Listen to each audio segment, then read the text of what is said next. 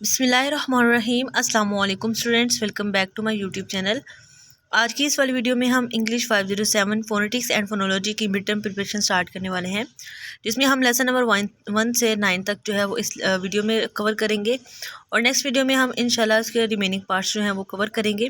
और इस तरह 2 वीडियोज़ में आप लोगों की कंप्लीट प्रिपरेशन जो है वो हो जाएगी। आप लोगों को हर वीडियो में जो इम्पोर्टेंट MCQs होंगे चैप्टर वाइज वो मिल जाएंगे।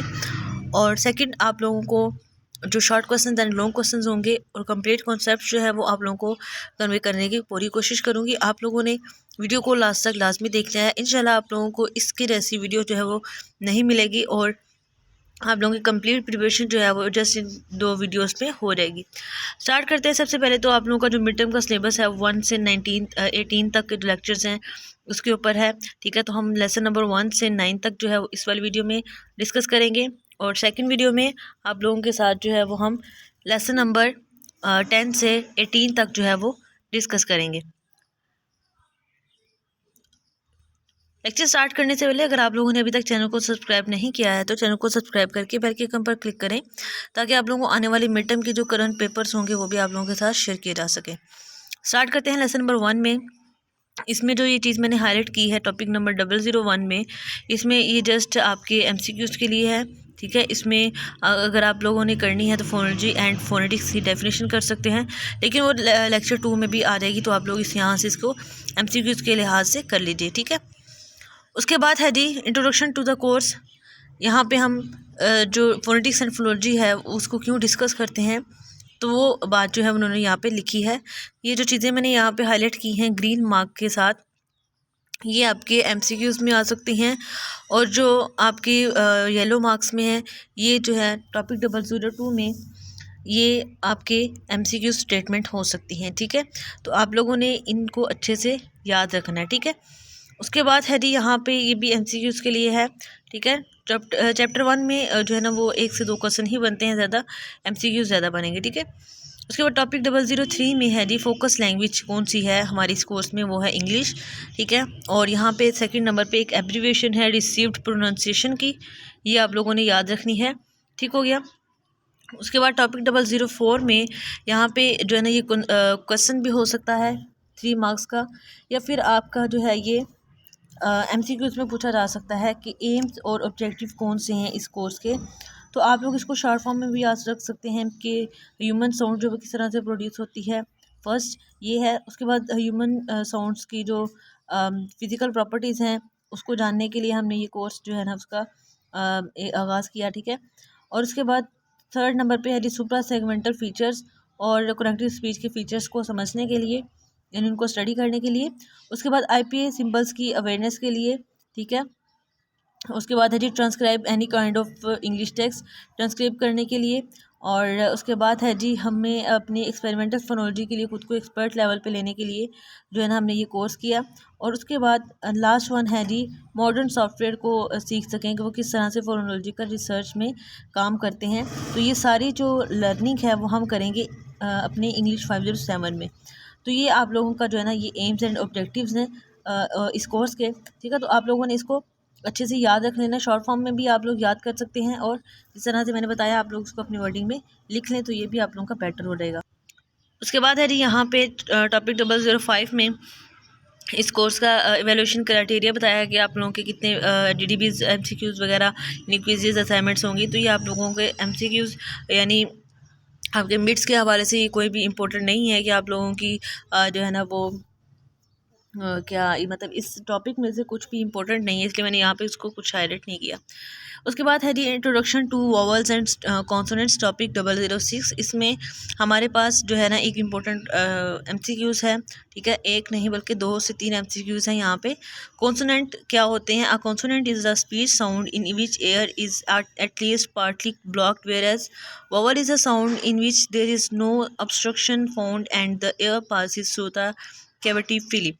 कॉन्सोनेंट आपने जो है ना इसको सिंपल वर्ड्स में याद रखना है। कॉन्सोनेंट्स ऐसे होते हैं जिसको हम प्रोनाउंस करने के लिए कॉन्सोनेंट वर्ड्स को, वॉवल्स आप लोगों को पता है, आप लोग नर्सरी क्लासेस से ये पढ़ते आ रहे हैं कि वॉवल्स जो हैं वो A E I and A E I O U, इनमें से जो वॉवल्स हैं, ये सारे वॉवल्स जो हैं, इसको हम जब प्रोनाउंस करते हैं, जब हम इसको बोलते हैं, तो इसको बोलते हुए हमारे जो मतलब इसमें कोई भी ऑब्स्ट्रक्शन नहीं होती, कोई रुकावट नहीं होती, हम इजीली इसको बोल लेते हैं।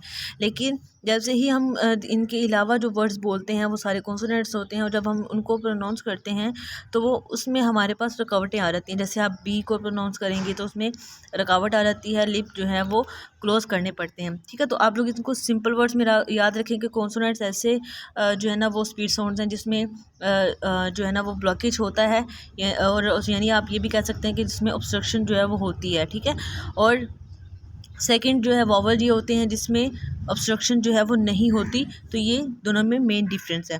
ठीक हो गया। यहाँ पे जो चीज़ें हैं ये आप लोगों ने एमसीक्यूज़ के हवाले से भी करनी है और शॉर्ट फॉर्म के मतलब शॉर्ट क्वेश्चन के हवाले से भी कर लेनी है। इस तरह हमारा लेसन 1 कंप्लीट होता है। लेसन नंबर 2 में है जी यहाँ पे इंट्रोडक्शन टू वॉवल्स। अब इसमें जो है ना ज़्यादा एमसीक्यूज़ हैं।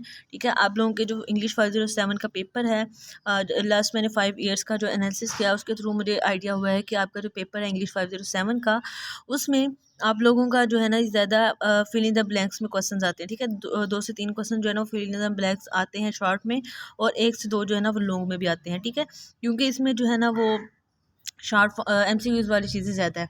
अब यहाँ पे इस वाली लाइन में अगर आप लोग ये वाली लाइन देखें तो इस वाली लाइन में आप लोगों को 3 से 4 बल्कि 5 से 6 एमसीक्यूज़ जो है ना वो देखने को मिलेंगे।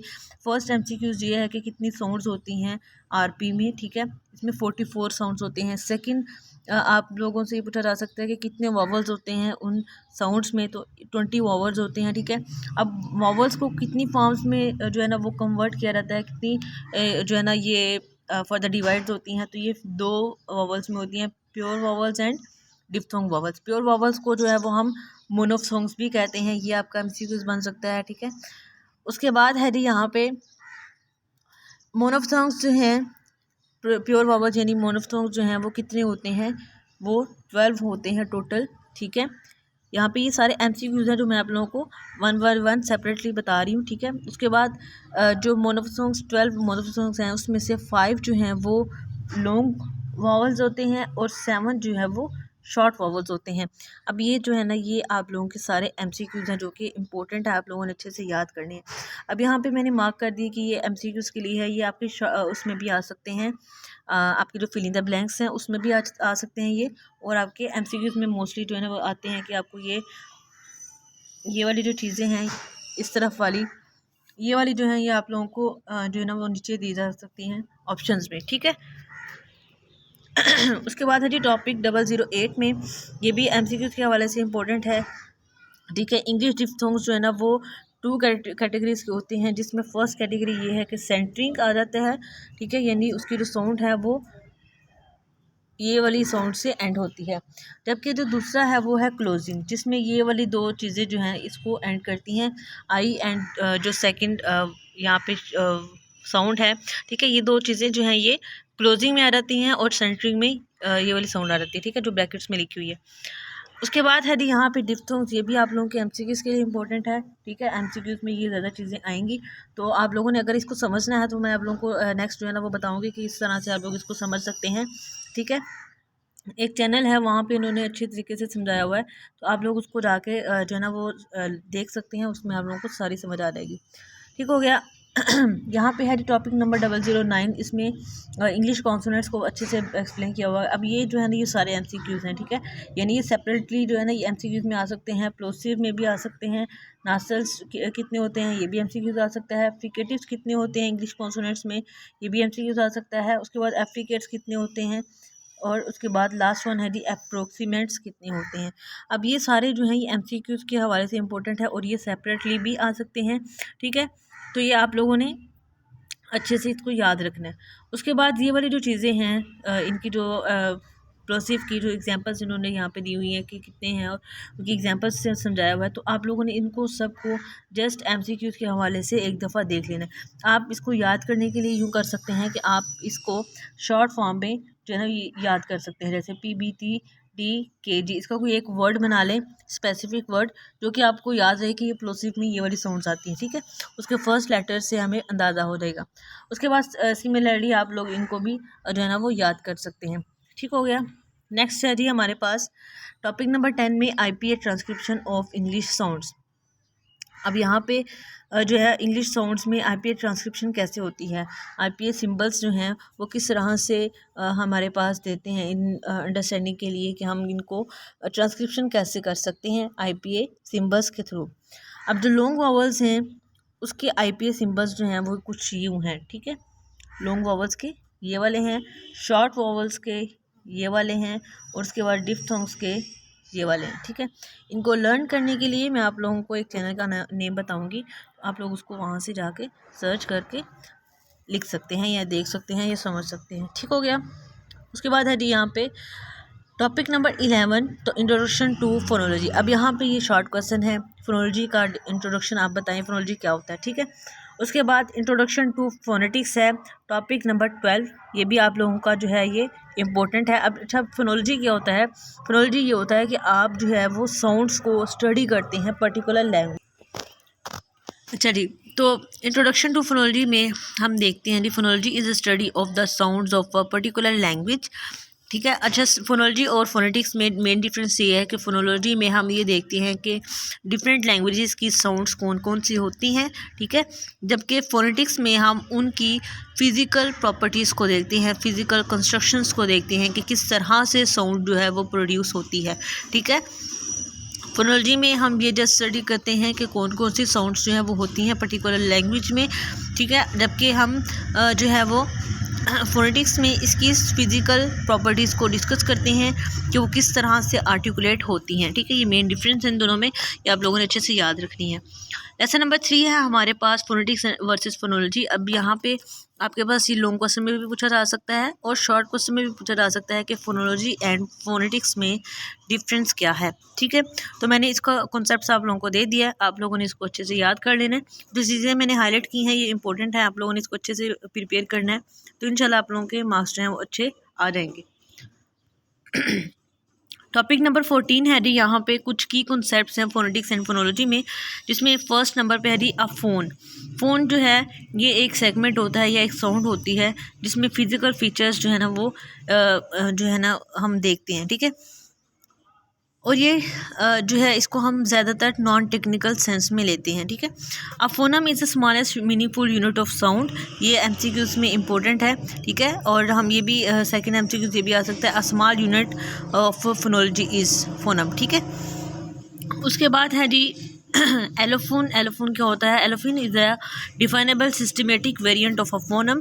फोनम का जो सिस्टमेटिक वेरिएंट होता है उसको हम एलोफोन कहते हैं। For example S sound in words like still, sill and spill, और in words like seed, steed and speed, ठीक है। तो इन दोनों में जो है वो एस की जो साउंड है उसको हम एलोफोन का नाम देते हैं, ठीक हो गया। यहाँ पे नेक्स्ट टॉपिक नंबर 15 है जी, जिसमें फोनेटिक्स स्टडीज़ की जो टाइप्स हैं वो बताई गई हैं, जिसमें 3 मेजर ब्रांचेस होती हैं, articulatory phonetics, acoustic phonetics and auditory phonetics. Phonetics as a field of study has a long history going back certainly to well over 2000 years ago. Central concerns जो हैं वो फोनेटिक्स। अब यहाँ पे मैंने जो है ना इसको डिफरेंट कलर से हाईलाइट किया है, इसका मकसद ये था कि आप लोग इसको रीड कर लें अच्छे से, क्योंकि इसमें मुझे ऑलमोस्ट सारी चीज़ें ही जो है ना वो इम्पोर्टेंट लग रही थी और कंसेप्टेड लग रही थी, इसलिए मैंने इसको जो है ना वो डिफरेंट कलर से हाईलाइट किया है ताकि आप लोगों को प्रोमिनेंट हो जाए कि ये आप लोगों ने इसको रीड करना है, ठीक है। यानी इसमें कुछ समझ आने वाला नहीं था, खुद समझने वाला था, खुद पढ़ के समझने वाला था, ठीक है। उसके बाद है जी यहाँ पे topic number 16 articulatory phonetics. Articulation क्या होता है, जिसमें हम किस तरह से सिंगल साउंड प्रोड्यूस होती है वो डिस्कस करते हैं। यहाँ पे देखें जी, articulatory phonetics deal with studying the making of single sound by the vocal tract. It is a branch of phonetics which studies the way in which speech sounds are made. Articulation का मतलब ये होता है कि किस तरह से vocal organs में साउंड जो है वो प्रोड्यूस होती है, उसके फंक्शंस को हम स्टडी करने के लिए आर्टिकुलेटरी फोनेटिक्स स्टडी करते हैं। उसके बाद है जी अकोस्टिक फोनेटिक्स। इसमें हम फिज़िकल एट्रीब्यूट्स ऑफ साउंड्स जो हैं वोकल ट्रैक्ट के थ्रू जो फिज़िकल एट्रीब्यूट्स होती हैं उसको स्टडी करने के लिए हम अकोस्टिक फोनेटिक्स जो है वो डिस्कस करते हैं। फॉर एग्जांपल यहाँ पे उन्होंने देखा हुआ है इंस्ट्रूमेंटल टेक्निक्स और इन्वेस्टिगेशन के लिए, ठीक है, इसको हम अकोस्टिक फोनेटिक्स को फिज़िकली जो एट्रीब्यूशंस होती हैं उसको समझने के लिए हम अकोस्टिक फोनेटिक्स देखते हैं। यहाँ पे हमारे पास जो है ये आर्टिकुलेटरी में और आर्टिकुलेशन में ये होता है कि हम किस तरह से सिंगल साउंड प्रोड्यूस होती है वोकल ट्रैक्ट्स के थ्रू ये पढ़ते हैं, जबकि अकोस्टिक में हम उसके फिज़िकल एट्रीब्यूशन पढ़ते हैं, ठीक है। उसके बाद है जी ऑडिटरी फोनेटिक्स। अब ऑडिटरी फोनेटिक्स में क्या होता है कि जो साउंड जो है वो ह्यूमन ईयर सुन रहे हैं वो उसको किस तरह से परसीव करते हैं, किस तरह से उस चीज़ को समझते हैं और अपने जो है ना वो ब्रेन तक पहुंचाते हैं, और हमारा ब्रेन जो है वो किस तरह से उस चीज़ को डिफरेंटली रिकॉग्नाइज करता है। इस सारी चीज़ों को हम ऑडिटरी फोनेटिक्स का नाम देते हैं। ठीक हो गया। यहाँ पे लेसन नंबर 3 हमारा ख़त्म होता है। लेसन नंबर 4 है हमारे पास। वीडियो थोड़ी सी लेंथी हो जाएगी लेकिन आप लोगों ने इसको लास्ट तक लाजमी देखना, ठीक है। लेसन नंबर 4 है जी एक्सपेरिमेंटल फोनेटिक्स एंड फोनोलॉजी। अब एक्सपेरिमेंटल फोनेटिक्स एंड फोनोलॉजी का क्या होता है कि हम जो चीज़ें एक्सपेरिमेंट्स के थ्रू लर्न करते हैं उसको हम एक्सपेरिमेंटल फोनेटिक्स एंड फोनोलॉजी कहते हैं। फॉर एग्जांपल अगर हम एक स्टूडेंट को समझाते हैं कि अगर आप लोगों ने जो है साइकिल चलानी है तो आप लोग उसको इस तरह से बैठेंगे और उसके ऊपर पैडल चलाएंगे तो आप जो है ना साइकिल चलाना सीख जाएंगे। लेकिन अगर आप उनको उसके ऊपर बिठा के उनको एक्सपेरिमेंट्स के थ्रू समझाते हैं तो उसको हम बोलते हैं एक्सपेरिमेंटल लर्निंग। तो उसका नाम अगर हम फोनेटिक्स में देखें, लैंग्वेज में देखें, तो उसको हम नाम देंगे जी एक्सपेरिमेंटल फोनेटिक्स, ठीक है। ऐसी लर्निंग जो हम एक्सपेरिमेंट्स के थ्रू फोनेटिक जो फोनेटिक्स हैं वो हम सीखते हैं, फोनोलॉजी सीखते हैं, उसको हम एक्सपेरिमेंटल फोनेटिक्स कहते हैं। ठीक हो गया। उसके बाद यहाँ पे है जी ये जो मैंने चीज़ें यहाँ पे हाईलाइट की हैं ये एमसीक्यूज़ के लिए हैं, इसलिए यहाँ पे मैं जो है ना इसको हाईलाइट कर दिया। टॉपिक नंबर 20 है जी जनरेटिव फोनोलॉजी। अब यहाँ पे जितनी हमने मेजर जो देखी हैं, जितनी भी हमारी मेजर चेंजेस होती हैं थीरीज़ वगैरह में फोनोलॉजी की, तो वो 1960 में आई हैं, जिसमें जो है ना लोगों ने क्या किया था जी, when many people became convinced that important facts about the sound system of language were being missed by phonologists who concentrated solely and on the identification of phoneme and the analysis of relationship between them। अच्छा जी, बहुत सारे लोगों का ये ख्याल था, उनका ये मानना था कि जो फोनोलॉजिस्ट हैं उन्होंने बहुत सारी चीज़ों को जो है वो मिस कर दिया है, वो अच्छे से उनको एक्सप्लेन नहीं किया है साउंड सिस्टम को जिस तरह से करना चाहिए था, ठीक है। इसमें मोरस हेले एंड नोमचोस्के का भी जो है ना वो बताया गया है, ठीक है। तो आप लोगों ने इसको जस्ट एमसीक्यू के हवाले से देख लेना।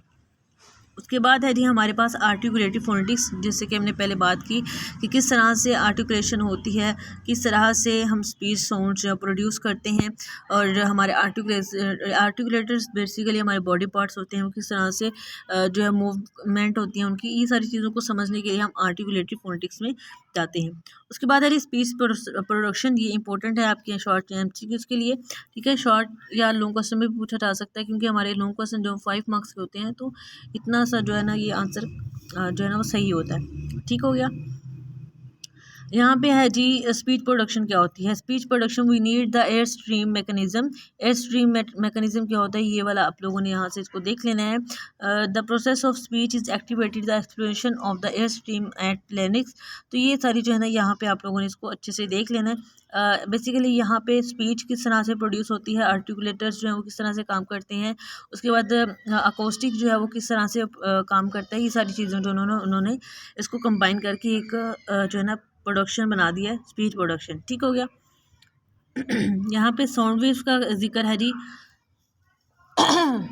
Sorry, a sound wave is a pattern of disturbance caused by the movement of energy travelling through air. आपको पता है कि जो हमारी लाइट है वो वेव की फॉर्म में जो है ना वो सॉरी लाइट नहीं, साउंड जो है वो हमारी वेव की सूरत जो है वो वर्क करती है, वेव की सूरत में ट्रेवल करती है। तो इसलिए हम यहाँ पे साउंड वेव का जो है ना वो जिक्र कर रहे हैं, ठीक है। साउंड वेव क्या होती है? अ sound wave is the pattern, ये एक पैटर्न होता है of disturbance caused by the movement of energy travelling through air. अब जो है, अब देखें हर एक वर्ड जो है वो डिफरेंट वेव्स के थ्रू प्रोड्यूस हो रहा है। किसी में हमारा जो है ना वो एयर ज़्यादा होता है, यानी अब जब हम बोलते हैं जैसे बी है तो इसमें हम एयर जो है वो कम लेते हैं, और अगर इसी तरह कोई ए वर्ड है तो इसमें हमारी एयर जो है वो ज़्यादा जाती है। तो इस तरह की जो मूवमेंट है अप्स एंड डाउन्स की, तो ये जो है ये एक वेव बना देती है जिसको हम साउंड वेव का नाम देते हैं। उसके बाद टॉपिक नंबर 24 है जी ओरोनासल प्रोसेस। ओरोनासल प्रोसेस क्या होता है? The possibility of the air stream going out through the mouth. यहाँ पे बेसिकली मैं आप लोगों को सिंपल वर्ड्स में बता देती हूँ ओरोनासल प्रोसेस क्या होता है, जिसमें हमारे पास एम एंड एन जो है ना बेसिकली आते हैं, ठीक है। ओरोनासल प्रोसेस में बेसिकली यही होता है कि आपकी जो नोज़ वो साउंड होती है, यानी आवाज़ जो है वो आपकी नाक में जाती है, उस साउंड को हम ओरोनासल साउंड जो है वो कहते हैं, ठीक हो गया। नेक्स्ट है हमारे पास जी लेसन नंबर 5। लेसन नंबर 5 में आर्टिकुलेटरी जेस्चर्स जो हैं वो हम डिस्कस करेंगे। ये आपके जितने भी जेस्चर्स हैं आर्टिकुलेटरी जेस्चर्स, ये इंपॉर्टेंट है एमसीक्यूज़ के लिए, और ये मोस्ट इम्पोर्टेंट इसलिए हैं क्योंकि आपके जो अभी क्विज़ेस हुए हैं उसमें भी ये इसमें से काफ़ी सारे एमसीक्यूज़ जो हैं वो आए हुए थे, ठीक है। तो आप लोगों ने इसको अच्छे से याद रखना है। उसके बाद मैनर ऑफ आर्टिकुलेशन जो है ये भी आप लोगों का आपके एमसीक्यूज़ के लिए हवाले से भी इम्पोर्टेंट है, और आपकी शॉर्ट या लॉन्ग क्वेश्चन भी ये पूछा जा सकता है, तो इसको आप लोगों ने अच्छे से याद रखना है, ठीक है। उसके बाद ओरल एंड नसल में स्टॉप जो है वो क्या काम करता है? Stop refers to any sound which is produce by a complete closure in the vocal tract. Stop किसको कहते हैं? जिसमें हमारे पास बिल्कुल जो है वोकल ट्रैक्ट क्लोजर होता है, यानी जिसमें ऐसे जो साउंड जिसमें हमारे पास कम्प्लीटली उसको हम ब्लॉकेज देते हैं, जैसे कॉन्सोनेंट साउंड्स की हमने बात की थी, तो उसको हम स्टॉप का नाम देते हैं, यानी एक चीज़ रुक जाती है उसको हम स्टॉप का नाम देते हैं। यहाँ पे फ्रिकेटिव्स है। A fricative consonant is made by forcing air through a narrow gap so that a hissing noise is generated. अब आप देखें कि जी जो है इसमें बहुत ज़्यादा गैप नहीं होता, थोड़ा सा जो है ना वो गैप होता है, ठीक है। जब आप लोग इसको जी को प्रोनाउंस करते हैं तो आपको अंदाज़ा हो जाएगा कि किस तरह से ये प्रोनाउंस किया जाता है, ठीक है। उसके बाद अप्रोक्सीमेंट्स है टॉपिक नंबर 29 में। Approximants is a phonetic term used to denote a consonant which makes very little obstruction to the airflow। अब अप्रोक्सीमेंट्स में क्या होता है कि बहुत कम जो है ना वो इसमें रुकावट होती है, ठीक है। जब मतलब एयर फ्लो की बहुत कम रुकावट होती है जब हम कोई वर्ड प्रोनाउंस करते हैं, तो इसमें ये जो है ये बहुत कम रुकावट जो है वो पैदा करते हैं, उसको हम अप्रोक्सीमेंट्स कहते हैं। यहाँ पे दो ग्रुप्स हैं, इसको दो ग्रुप्स में जो है ना वो डिवाइड किए जाते हैं ट्रेडिशनली अप्रोक्सीमेंट्स। तो जिसमें सेमी वोवल्स हैं, ठीक है, यानी जिसमें हमारे पास वोवल्स के होते हैं जिसमें कोई भी रुकावट नहीं होती। सेमी वोवल्स यानी उसमें थोड़ी सी रुकावट जो है ना वो होती है, ठीक है। उसके बाद सेकंड है लिक्विड्स, ठीक है। लिक्विड्स जो है साउंड्स ऐसी साउंड्स होती हैं जिसमें एयर फ्लो जो है वो कंस्ट्रिक्शन होता है, आइडेंटिफाइबल कंस्ट्रिक्शन होती है, यानी उसमें जो है हमारे पास इतनी ज़्यादा ऑब्स्ट्रक्शन नहीं होती है, ठीक है। नेक्स्ट है हमारे पास एडिशनल कॉन्सोनेंटल जेस्चर्स दिए, आप लोग स्किप कर सकते हैं। यहाँ पे टॉपिक नंबर 31 में इंपॉर्टेंट कॉन्सेप्ट्स हैं जी ट्रिल, ट्रैप एंड फ्लैप। ये बेसिकली हमारे पास जो है अप्रोक्सीमेंट्स के ही सेंट्रल अप्रोक्सीमेंट्स की टर्म्स हैं, जिसमें ट्रिल और टैप एंड फ्लैप है, ठीक है। ट्रिल को जो है वो हम अक्सर औकात रोल भी कहते हैं। यहाँ पे टैप क्या है? Tap is up and down movement of the top of the tip of tongue, यानी जो हमारी टंग की जो टॉप टिप है, ठीक है, यानी ज़बान का जो अगला हिस्सा है उसको हम उसके अप्स एंड डाउन्स मूवमेंट को हम टैप कहते हैं। Flap is front end back movement of tongue tip, जो बैक एंड फ्रंट मूवमेंट होती है आगे और पीछे की, उसको हम कहते हैं फ्लैप। और उसके बाद है जो ट्रिल, इसमें कोई भी जो एयर है, यानी इसमें क्या होता है? In the production of trill the articulator is set in motion by the current of air R, ठीक है। इसमें क्या होता है? इसमें हमारे पास एक सेट होता है मोशन का, ठीक है। इस तरह यहाँ पे आप लोगों का लेसन नंबर 5 कंप्लीट होता है। लेसन नंबर 6 में है जी the wave form of consonants. अब यहाँ पे वेव फॉर्म की जो कॉन्सोनेंट्स हैं वो बताई गई है। आप लोगों ने इसको अच्छे से याद कर लेना है। यहाँ पे आप लोग जिस चीज़ को रीड कर लें तो आप लोगों को समझ आ जाएगा, इजी है यहाँ पे। उसके बाद है जी articulation of vowel sounds. Vowel sound किस तरह से प्रोड्यूस होती हैं, ये वाला जो है आपकी शॉर्ट क्वेश्चन के लिए हवाले से भी इंपॉर्टेंट है और लॉन्ग क्वेश्चन में भी पूछा जा सकता है, ठीक है। तो आप लोगों ने इसको अच्छे से देख लेना है। एमसीक्यूज़ में भी मैंने पहले बताया कि आपका जो शॉर्ट अगर लॉन्ग क्वेश्चन अगर आप लोग प्रिपेयर करते हैं तो आपके एमसीक्यूज़ हैं वो ऑटोमेटिकली हो जाएंगे। Sounds of vowels. अब यहाँ पे हमने देखा आर्टिकुलेशन ऑफ वॉवल साउंड्स किस तरह से आर्टिकुलेट होती है और उसके बाद साउंड्स कैसी होती हैं इनकी, ये आप लोगों ने इसको अच्छे से देख लेना है। वीडियो जो है वो काफ़ी लेंथी होगी तो इसलिए हम यहाँ पे इसको जस्ट आप लोगों को बताएंगे कि आप लोगों के जो इंपॉर्टेंट एमसीक्यूज़ और शॉर्ट क्वेश्चंस और जो इंपॉर्टेंट कॉन्सेप्ट्स जो हैं वो आप लोगों के साथ शेयर करूँगी। उसके बाद है जी long vowels and diphthongs. Long vowels and diphthongs में क्या होता है, आप लोगों को पता है डिफ्थोंग्स जो हैं उसमें दो हमारे पास वॉवल्स होते हैं, जबकि लॉन्ग वॉवल्स में क्या होता है, लॉन्ग वॉवल्स हमारे पास जब हम उसको डिस्क्राइब करते हैं तो उसमें डायक्रिटिक जो है ना वो हम सिंबल यूज़ करते हैं, जिसमें आप लोगों को यहाँ पे नज़र आ रहा होगा कि ये वाला जो सिंबल है उसको हम डायक्रिटिक सिंबल जो है वो कहते हैं। ये वाला जो सिंबल यहाँ पे यूज़ किया गया, ठीक हो गया। उसके बाद है जी यहाँ पे नेक्स्ट है जी introduction to supra segmental. Supra means above and segments means sounds. Above sounds को हम सुप्रा सेगमेंटल साउंड्स कहते हैं। अबव मतलब ऊपर वाली जो होती हैं जैसे वोवल्स एंड कॉन्सोनेंट्स होती हैं। The term suprasegmental was initially invented to refer the to expect of sounds such as intonation that did not seen to be the properties of individual segments, ठीक है। इसमें क्या होता है कि हमारे पास साउंड्स जो हैं वो जो रिलेट कर रही होती हैं, ठीक है, उसको हम सुप्रा सेगमेंटल साउंड्स कहते हैं, ठीक है। यहाँ पे अगर आप लोग इस वाली डेफिनेशन को खुद से एक दफ़ा रीड करेंगे तो आप लोगों को ये वाली बात जो है वो क्लियर हो जाएगी। लेसन नंबर 7 है हमारे पास वाइट ट्रांसक्राइब। ट्रांसक्राइब क्या होता है, जब हम किसी भी साउंड को या किसी भी लिखी हुई चीज़ को रीराइट करते हैं सिंबल्स में, ठीक है, उसको हम बेसिकली कहते हैं ट्रांसक्रिप्ट, ठीक है। उसके जो स्पोकन अटेंसेस है उसके लिखते हैं, यानी हमारे पास एक चीज़ लिखी हुई है, for example this is my friend. अब इसको हम इसकी जो अटेंसेस हैं किस तरह से प्रोनाउंस होती हैं उसके थ्रू जब हम उसको राइट करते हैं, ठीक है, जैसे दिस है तो इसमें आवाज़ कैसे प्रोनाउंस हो रही है उसके हवाले से हमें कैसे के वर्ड मिल रहे हैं। जैसे दिस है तो इसका जो फर्स्ट वाला लेटर है TH, तो इसको हम दिस, ठीक है, तो डी की आवाज़ जो है वो हमारे पास निकल के आ रही है। उसके बाद यहाँ पे लास्ट पे DIS अगर हम लिखते हैं तो वो दिस बन जाएगा, ठीक हो गया। तो यही बेसिकली हमारे पास ट्रांसक्रिप्शन होती है कि हमारे पास एक चीज़ लिखी हुई है उसको हम उसकी अटेंसेस के थ्रू लिखते हैं, किस तरह से वो वर्ड्स प्रोनाउंस हो रहे हैं उसको जिसकी प्रोनाउंसिएशन के हवाले से जब हम लिखते हैं उसको हम बेसिकली ट्रांसक्रिप्शन कहते हैं। अगर आप लोगों को ये कॉन्सेप्ट ना समझ में आया तो मैं आप लोगों को जो है ना वो अगेन से समझा दूंगी अलग वीडियो में, तो आप लोग मुझे कमेंट बॉक्स में बता दीजिएगा कि अगर आप लोगों को इस कॉन्सेप्ट की समझ नहीं आई है।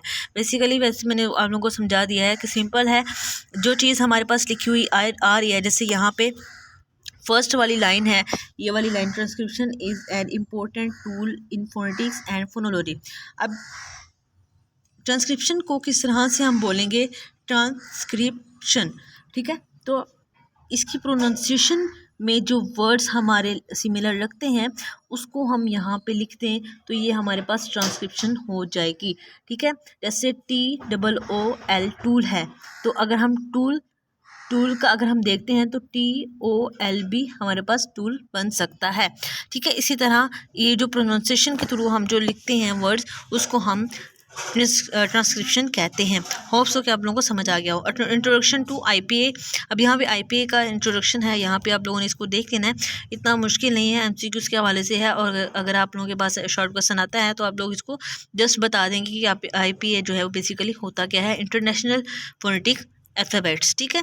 इसकी एब्रीविएशन भी जो है ना वो आप लोगों ने याद रखनी है। उसके बाद है जी ट्रांसक्रिप्शन ऑफ वॉवल्स। अब ये जो है ये सारी चीज़ें आपके एमसीक्यूज़ के हवाले से इंपॉर्टेंट है, आप लोगों ने एमसीक्यूज़ के लिए करनी है। ये सारा कुछ जो है वो आपके एमसीक्यूज़ के लिए, और इन चीज़ों को समझने के लिए मैं आप लोगों को वीडियो लिंक जो है ना वो बता दूँगी, ठीक है। ये वीडियो के लास्ट पे आप लोगों को बता दूँगी कि कौन सी वीडियो जो है वो आप लोग देख सकते हैं इसको समझने के लिए, ठीक है।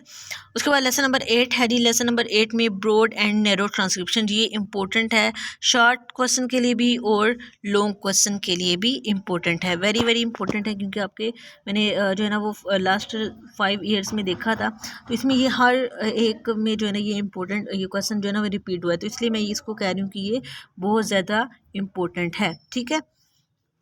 उसके बाद यहाँ पे देखें जी टॉपिक नंबर 44 में आईपीए रिसोर्सेज कौन कौन से हैं ये आप लोग देख लीजिएगा। यहाँ पे एक स्टोरी बताई गई है, इसको आप लोगों को रीराइट करना है इसकी प्रोनाउंसिएशन के थ्रू, यानी किस तरह से प्रोड्यूस किए जा रहे हैं। तो बस ये जो है ना एक यहाँ पे स्टोरी देख के उन्होंने प्रैक्टिस करवाई हुई है, ठीक है। तो आप लोगों ने इसको प्रैक्टिस के हवाले से देख लेना। यहाँ पर मैंने जो है ना वो मार्क भी कर दिए, प्रैक्टिस है ये। टॉपिक नंबर 9, लेसन नंबर 9 है हमारा, जो कि हमारी इस पार्ट का, इस वीडियो का लास्ट लेसन है, ट्रांसक्रिप्शन बियॉन्ड वर्ड्स। जो ट्रांसक्रिप्शन है वो किस तरह से की जाती है, ठीक है। This type of transcription is required when a spoken language is analysed as continuous sequence as in normal utterances and conversations. यानी अगर हम नॉर्मल अटेंसेस और कन्वर्सेशंस देखते हैं हमारी, अगर जैसे हमारे प्रोफेशनल लैंग्वेज नहीं है हमारी, जिस तरह से जो ब्रिटिश लोग होते हैं या जो यूरोपियन कंट्रीज़ के लोग हैं, वो जिस तरह से उनका इंग्लिश का फ़्लो है वो उस तरह से हमारा नहीं है। तो अगर हम अपने तरीके से हमारी अपनी अटेंसेस के थ्रू, जो कन्वर्सेशन के थ्रू उसको एनालाइज करते हैं और उसको लिखते हैं, वो होती है ट्रांसक्रिप्शन बियॉन्ड वर्ड्स, ठीक हो गया। किस तरह से हम वर्ड्स को प्रोनाउंस कर रहे हैं, तो उसको हम जब उसकी प्रोनाउंसिएशन को हम रिटन फॉर्म में लिखते हैं तो उसको ट्रांसक्रिप्शन ऑफ बियॉन्ड वर्ड्स कहते हैं। उसके बाद वर्ड स्ट्रेस क्या है? Stress refers to the degree of force used in producing a syllable. जब हम किसी भी वर्ड को बोलते हुए जो है उसके ऊपर थोड़ा सा दबाव देते हैं, उसको हम स्ट्रेस बोलते हैं। फॉर एग्जांपल अगर मैं कुछ वर्ड्स बोल रही हूँ, जैसे बी है, तो इसके ऊपर मैं स्ट्रेस दे के बोल रही हूँ कि जिस वर्ड के ऊपर हम थोड़ा सा दबाव दे के, जोर दे के पढ़ें, उसको हम स्ट्रेस कहते हैं, ठीक है। टॉपिक नंबर 51 में एक्सेंट की बात की जा रही है। एक्सेंट आप लोगों को पता है कि हर एक जो लैंग्वेज है उसका एक्सेंट चेंज है, हर एक कंट्री का एक्सेंट जो है वो चेंज है, वो अपने लिहाज से जो है वो इंग्लिश बोलते हैं, ठीक है। तो basically transcription beyond words accent जो है वो यही है कि एक्सेंट जो है जिसका वैसा होगा वो उस चीज़ को वैसे ही लेके चलेगा, ठीक है। उसके बाद है जी फ्रेजेस। अब फ्रेजेस क्या होते हैं? 2 से 3 वर्ड्स की जो है वो ट्रांसक्रिप्शन होती है, ठीक है। Words are always put together in phrases, creating many transcriptions and changes in the pronunciation. For example, in the phrase 10 green bottles, when spoken in a connected speech, the pronunciation of 10 and green changes because of the contact, and 10 would probably be pronounced with its n changing to n in anticipation of its contact with the G of green, and green would probably be pronounced with its n changing to m in anticipation. अच्छा जी, अब यहाँ पे क्या बात हो रही है, ये वाली जो बात है मैं आप लोगों को नीचे जाके समझाती हूँ, ठीक है। Transcription beyond words, rhythm and beyond. अब रिदम क्या होता है? एक जो मतलब हमारा एक फ्लो होता है ना, उसके थ्रू हमारी जो ट्रांसक्रिप्शन है वो किस तरह से होती है, बेसिकली जस्ट आप लोगों ने इसको देख लेना। अब यहाँ पे देखें जी सॉरी, यहाँ पे देखें कि यहाँ पे उन्होंने बताया था 10 ग्रीन बोटल्स की ऊपर एग्जांपल दी थी, ये वाले जो है ना यहाँ पे उन्होंने दी थी, तो मैंने कहा था मैं नीचे जाके समझाती हूँ। तो बेसिकली यहाँ पे मैं वही समझाने लगी हूँ। तो आप लोग देखिए यहाँ पे जो फर्स्ट लेटर है हमारे पास 10, इसमें TEN को ये देखिए यहाँ पे उन्होंने लिखा हुआ है। यहाँ पे जो N हमारे पास ये वाला यूज़ किया गया है, ये वाला जो 10 हमारे पास ये वाला N जो यूज़ किया गया है N की आवाज़ निकालने के, क्योंकि N के बाद जो है वो G है, तो इसलिए N जो है वो ये वाला यूज़ किया गया है, जिसकी वजह से यहाँ पे M का जिक्र आया है, ठीक है। जहाँ पे ये वाला इसको प्रोनाउंस किया गया है तो यहाँ पे M का जिक्र आया है, ठीक हो गया, इसलिए यहाँ पे हमने M लिख दिया, ठीक है। ये जो है ये आप लोगों को बहुत इजीली समझ में आ जाएगा। अगर आप लोग इसके ऊपर थोड़ा सा फोकस करें तो आप लोगों को बहुत ज़्यादा जल्दी इजीली समझ में आ जाएगा, ठीक है। वीडियो का लिंक जो है ना वो भी आप लोगों को मैं दिखा देती हूँ, ठीक है। यहाँ पे हमारे लेसन नंबर 9 तक कंप्लीट हो गया। अब आप लोगों को चलती हूँ वीडियो दिखा देती हूँ कि कौन सी वीडियो जो है ना वो आप लोग देख सकते हैं। तो यहाँ पर हम अपने यूट्यूब पर आ जाते हैं, ठीक है। यूट्यूब पे आने के बाद आप लोगों ने मैंने क्योंकि ये चीज़ें डाउनलोड की हुई हैं तो आप लोग इसको डाउनलोड कर लीजिएगा। यहाँ पे देखें ये वाला जो चैनल है ये वाला जो चैनल है ये आप लोगों ने इसको देख लेना। यहाँ पे आप लोगों को लिंग्विस्टिक के जो हम अभी हमारे टॉपिक चल रहे हैं वो सारे मिल जाएंगे, ठीक है। इसमें बहुत ही आसानी से उन्होंने समझाया हुआ है कि किस तरह से कौन सी चीज़ जो है वो है। अब यहाँ पे जो मैंने बात की थी कि वो ट्रांसक्रिप्शन वाले, तो ट्रांसक्रिप्शन वाले जो हैं वो ये हैं जी। तो यहाँ पे जो फ्रिकेटिव्स और नासल्स वगैरह हमने स्टडी किए, तो ये वो सारी चीज़ें हैं, ठीक है, नासल्स वगैरह ये वाले, ठीक है। तो आप लोगों ने इसको देख लेना है। इस चैनल का नाम जो है वो आप लोगों को मिल जाएगा। आप लोग जैसे अगर फ्रिकेटिव्स के नाम से देखते हैं तो आप लोगों को ये टॉप पे मिल जाएगी, ठीक है। इनकी वीडियोस जो हैं वो आप लोगों ने देखनी है, इसको अच्छे से समझ लीजिएगा, बहुत जल्दी और आसानी से आप लोगों को ट्रांसक्रिप्शन वाले जो हैं वो क्लियर हो जाएंगे टॉपिक्स, ठीक है। होप सो कि आप लोगों को ये वीडियो जो है वो समझ में आ गई हो और अच्छे से समझ में भी आ गया हो, और कौन कौन से कॉन्सेप्ट्स आप लोगों को जो इंपॉर्टेंट्स हैं वो मैंने दे दिए हैं, ठीक है।